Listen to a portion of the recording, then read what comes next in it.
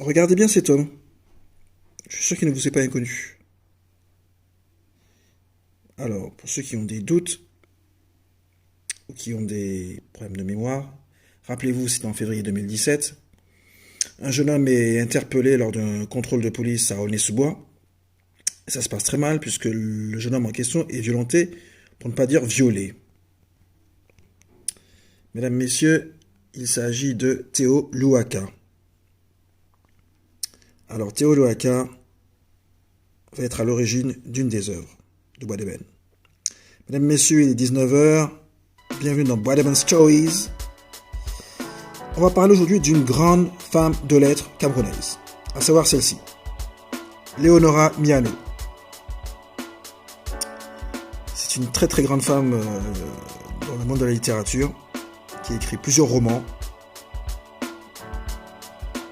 Certains même de ces romans ont été récompensés, notamment par le prix Femina pour La Saison de l'Ombre.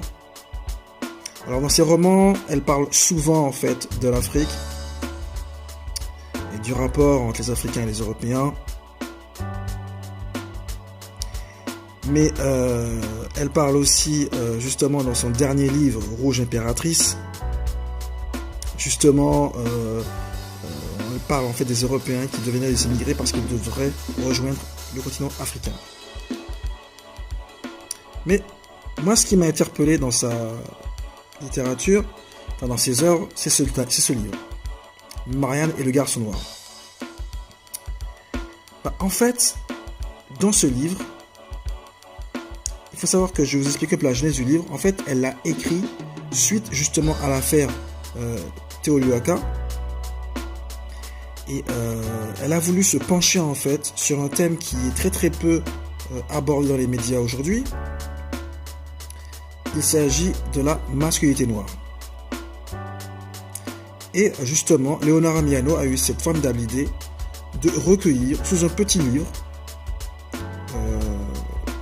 plusieurs témoignages d'hommes noirs, justement sur la façon dont ils concevaient leur masculinité, sur la façon dont ils concevaient leur rapport au corps, mais tout ça dans un cadre extrêmement intime, personnel, qui correspond complètement en fait à l'esprit Bois d'Ébène où on est vraiment dans l'intimité. Et moi, cette œuvre, c'était l'une des œuvres fondatrices, clairement, de Bois d'Ébène. Et j'avais envie de partager ça avec vous. Et je vous incite vraiment à vous procurer ce bouquin. Parce que franchement, on parle de masculinité comme jamais on en a parlé, de front. Ça se lit extrêmement facilement.